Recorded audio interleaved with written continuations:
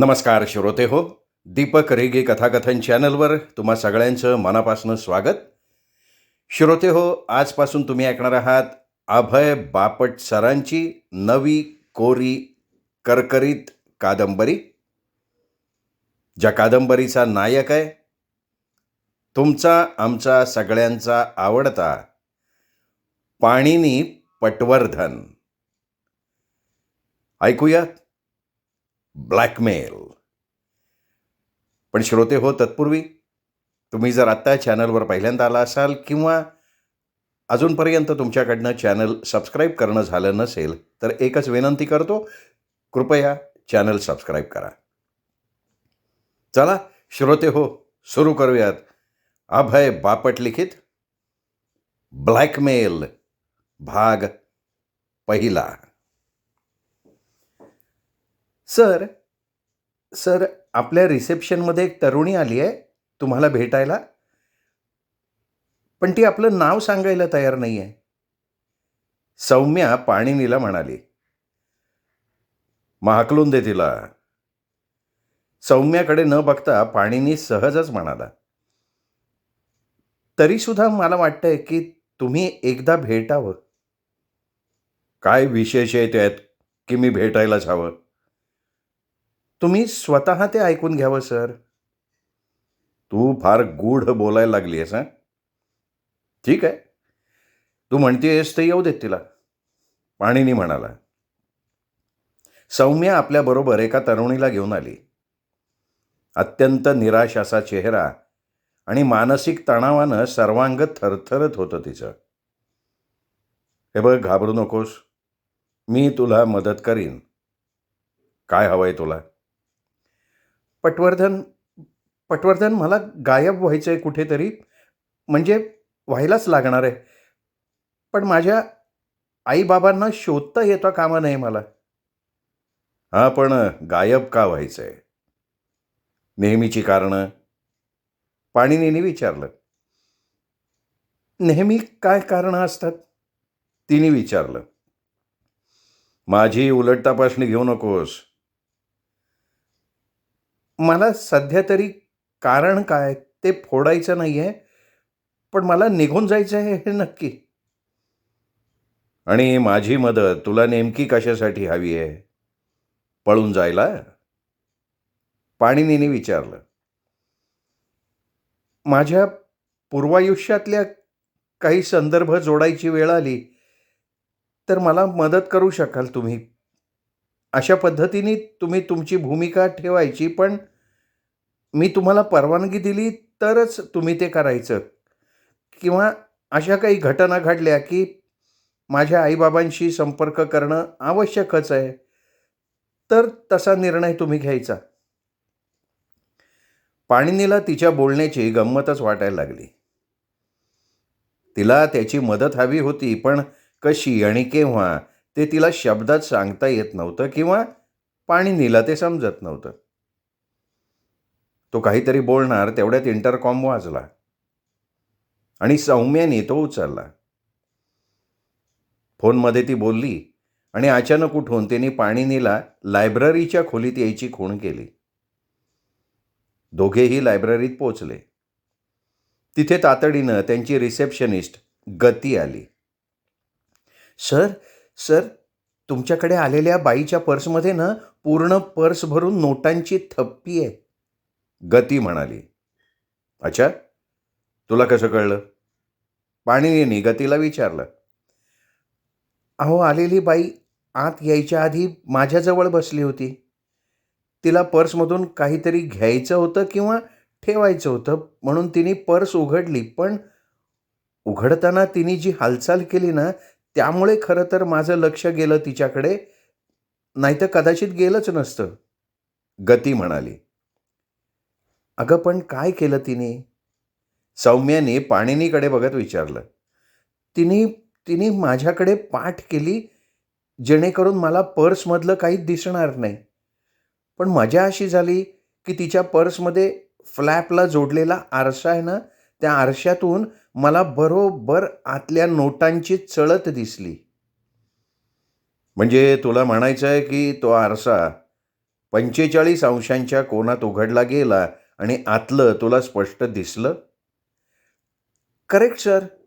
मग मला सांग, तिने पर्स उघडली तेव्हा तिची हालचाल सहज होती का 45 अंशांचा कोन तुला मुद्दाम दिसावा अशी हालचाल होती? सर, मला तेव्हा ती सहज वाटली, पण आता तुम्ही प्रश्न विचारल्यावर मी विचार करते तर मला वाटतंय की सहज हालचाल करते असं ती दाखवत असावी, कारण तिने पर्सचा फ्लॅप उघडल्यावर आरसा 45 अंशात येईल अशा स्थितीत जरा जास्तच वेळ धरून ठेवला.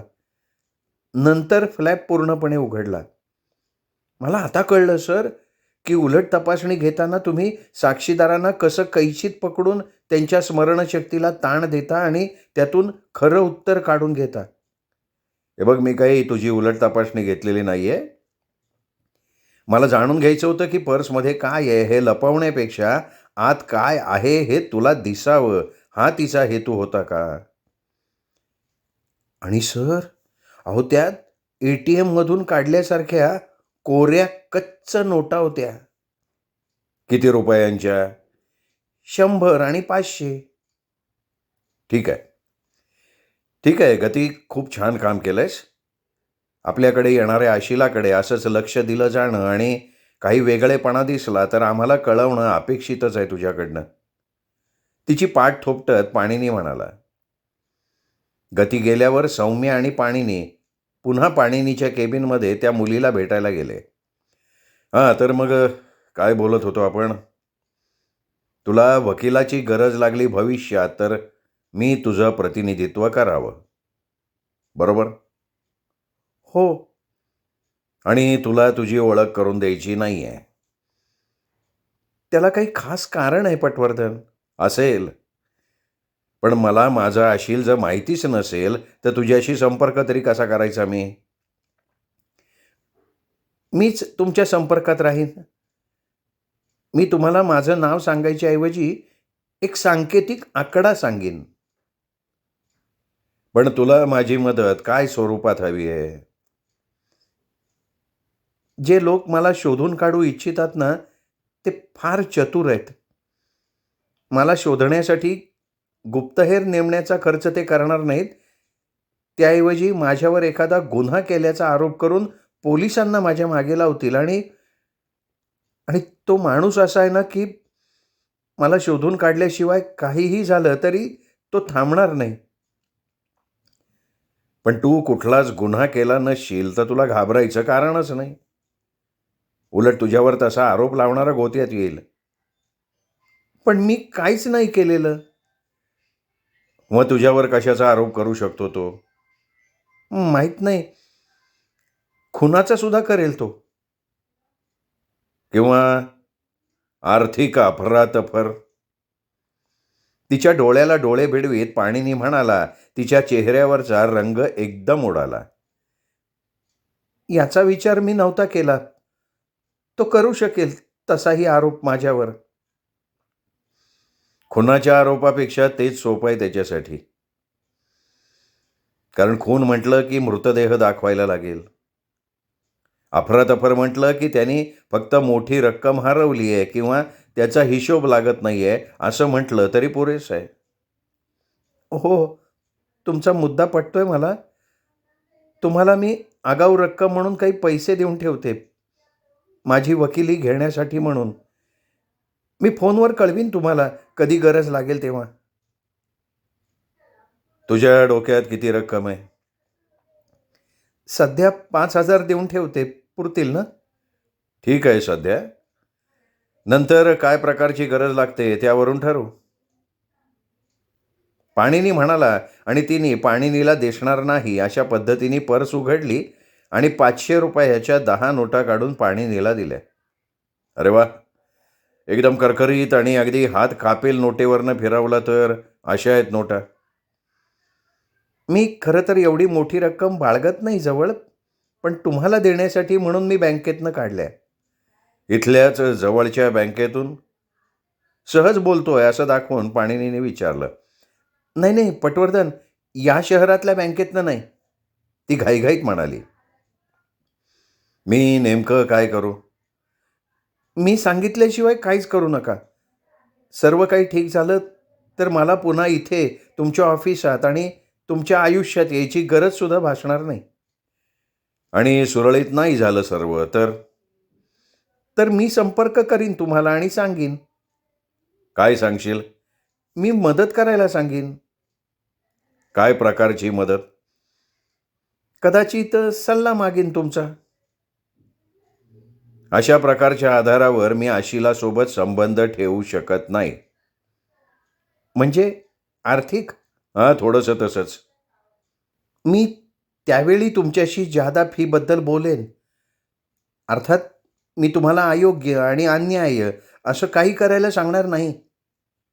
किंवा बेकायदा सुद्धा? आपले डोळे मिचकावून पाणिनीने विचारलं. तुम्ही बेकायदा काही करणार नाहीच. मग उगाचच वेळ कशाला घालवायचा त्याबद्दल बोलून, नाही का? आणि तू स्वतःच मला संपर्क करशील गरज वाटली तर? नक्कीच. मगाशी म्हटल्याप्रमाणे मी संपर्क करताना एक कोड नंबर टाकून पेपरात छोट्या जाहिराती सदरात जाहिरात देईन. 123-321 असा कोड नंबर असेल. म्हणजे 123-321 असा. ती म्हणाली आणि बाहेर पडली. तुझ्या लक्षात आलंय का? त्या पोरीने चांगला अभिनय केला आपल्यासमोर. ती गेल्यावर पाणिनी सौम्याला म्हणाला, कसला अभिनय? की आपण पुन्हा भेटणार नाही कधीच असा. मी पैज लावतो तुझ्याशी सौम्या. ही मुलगी पुढच्या 5 दिवसात काहीतरी मोठ्या अडचणीत सापडते का नाही बघ. आपल्याला फोन करते का नाही बघ. अर्थात तिला याची कल्पना आहेच, आपल्यावर काय ओढवणार आहे याची. पाणिनी म्हणाला, पहिल्याच भेटीपासून आपल्याशी खोटारडेपणा करणारं हे आशिल आहे. सकाळी 9 वाजता पाणिनी आपल्या ऑफिसात आला तेव्हा सौम्य आणि गती एकमेकांकडे बघून हसत होत्या. पाणिनीला काहीतरी संशय आला म्हणून त्यांनी गतीकडे चौकशी केली की काय भानगड आहे. गतीने पाणिनीच्या टेबलावर ठेवलेल्या वर्तमानपत्राकडे पाणिनीचं लक्ष वेधलं. यातील छोट्या जाहिराती या सदरात आलेल्या एका जाहिरातीभोवती लाल वर्तुळ काढून ठेवलं होतं. पाणिनीने ते वाचलं. रोख रकमेच्या बदल्यात मी तडजोड करायला तयार आहे. मला डेल्मन हॉटेलमध्ये संपर्क करा. 123-321. ही आपल्याच आशिलानं दिलेली जाहिरात आहे? पाणिनीने विचारलं. दिसतंय तरी तसंच, सौम्या म्हणाली. अवघड आहे. एकंदरीत तो माणूस तिला चांगलाच त्रास देणार असं वाटतंय. आणि मग ती पुन्हा आपल्याकडे येईल. आपण तिला त्यातनं बाहेर काढावं म्हणून. पाणिनी म्हणाला. अचानक पाणिनीने सौम्याला सांगितलं की कनक ओजसला फोन लाव. सौम्यानी तो लावला आणि पाणिनीला जोडून दिला. अरे तातडीने इकडे येऊ शकतोयस का? पैसे मिळणार असतील तर कुठेही येऊ शकतो ना मी. मग निघ लगेच, पाणिनी म्हणाला आणि फोन ठेवला. कनकला हे सांगणं अनैतिक नाही आहे ना? सौम्यानं विचारलं. कुणालाही काही सांगणं माझ्यासाठी नैतिक नाहीच, पण हा कोण पंछी आहे ते शोधून काढणं महत्त्वाचं आहे. तुम्हाला काही अंदाज? सौम्या ही बाया आपल्या ऑफिसात येऊन गेली आणि दुसऱ्याच दिवशी ही जाहिरात पेपरात आली. पेपरात अशा जाहिराती रातोरात छापून येत नाहीत. म्हणजे 2-3 दिवस आधी त्यांना मजकूर द्यावा लागतो आणि पैसे भरावे लागतात. याचाच अर्थ आपल्याकडे येण्यापूर्वीच तिने जाहिरात छापून येण्यासाठी 2-3 दिवस आधी तशी व्यवस्था केली असावी. म्हणजे ती या शहरात आजच आलेली नसावी. 2-3 दिवसांपूर्वीच येऊन डेल्मन हॉटेलमध्ये राहिली असावी आणि त्या हॉटेलात आधी बुकिंग केल्याशिवाय जागा मिळत नाही. बरं, मग? म्हणजे त्या हॉटेलात चौकशी केली तर आगाऊ बुकिंग करणारी कोण बाई आहे याची चौकशी करता येईल ना. पाणिनी म्हणाला तेवढ्यात कनक ओजसात आला आणि पाणिनीच्या समोरच्या कोचावर आरामात पसरून बसला. कनक पाणिनी एवढाच, म्हणजे जवळजवळ 6 फूट उंच होता. सोफ्यावर बसताना तो हात ठेवायला जी जागा असते त्यावर दोन्ही पाय पसरून बसला. अशील कोण आहे? त्यांनी पाणिनीला विचारलं. तुझं अशील मी आहे, पाणिनी म्हणाला. आणि तुझं अशील कोण आहे? 123-321. हा, म्हणजे? मला अशिलाची ओळख म्हणजे हा कोड नंबर आहे. नाव वगैरे काहीच माहीत नाही. काय गमतीदार क्लायंट येतात तुझ्याकडे ना पाणीनी. आपली छोटी वही बाहेर काढत तो म्हणाला. बरं, स्त्री आहे का पुरुष? ते गोपनीय आहे. अरे, असले घाणेरडे क्लायंट कसे काय घेतो रे तू? अरे, या माझ्या अशिलानं स्वतःची ओळख द्यायला नकार दिला. पण मी काय करायचं आहे हे सांगितलं. पण ते करायला मला मोकळीक दिली नाही. म्हणजे मी तिची केस कधी घ्यायची आणि काम कधी सुरू करायचं हे ती व्यक्ती मला नंतर सांगणार असं ठरलं. तुला आगाऊ फी मिळाली असेल आणि ती घेऊन बसला असशील अर्धवट माहितीच्या आधारे. आणि आता तुला माझ्या अशिलाला मी घेतलेले पैसे परत देण्यापेक्षा त्यानं न दिलेली माहिती गोळा करावी असं मला वाटतंय. तुझ्या अशिलाची माहिती? थेट अशिलाची नाही, त्याच्या भोवतालची माहिती, या प्रकरणावर परिणाम करू शकणारी. थेट परिणाम नसेल पण अप्रत्यक्षपणे. मी नेमकं काय करायला हवंय तुझ्यासाठी? पाणिनीनी वर्तमानपत्रातली जाहिरात कनकला दाखवली. रोख रकमेच्या बदल्यात मी तडजोड करायला तयार आहे. मला डेल्मन हॉटेलमध्ये संपर्क करा. 123-321. कनकनी लक्षपूर्वक वाचली. तुझ्या अशिलानी या हॉटेलमध्ये 2 रूम घेतलेल्या दिसत आहेत. 123 आणि 321. हां, असू शकते तशी स्थिती. 2 वेगळ्या मजल्यावरच्या रूम्स दिसत आहेत. एक पहिल्या मजल्यावरची म्हणजे 123 आणि एक तिसऱ्या म्हणजे 321. असू शकते तशी स्थिती. थांब. मला वाटतंय की संपर्क करायला 123 नंबरच्या रूमचा उल्लेख असावा आणि स्वतःचं नाव लिहायच्या ऐवजी 321 या कोड नंबरचा वापर त्यांनी केलेला असावा. असू शकते तशी स्थिती. पाणिनी पुन्हा तेच वाक्य बोलला आणि वैतागून कनकने त्याच्याकडे बघितलं. काय हवंय तुला पाणिनी? ही जाहिरात कोणी दिली आणि कोणाला उद्देशून दिली आहे हे सगळं शोधून काढ. म्हटलं तर खूप कठीण आणि म्हटलं तर सोपं काम आहे हे. हे हॉटेल असं आहे ना की शहरात काही खास कार्यक्रम असेल तर हे हॉटेल फुल्ल असतं. इतर वेळी साधारण 70 ते 80% भरलेलं असतं.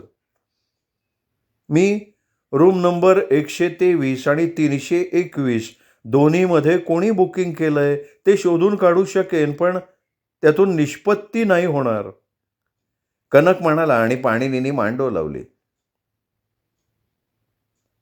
सर्वात सोपा मार्ग म्हणजे त्या जाहिरातीला प्रतिसाद म्हणून खालीलप्रमाणे जाहिरात आपणच द्यायची. संदेशात स्पष्टता नाहीये.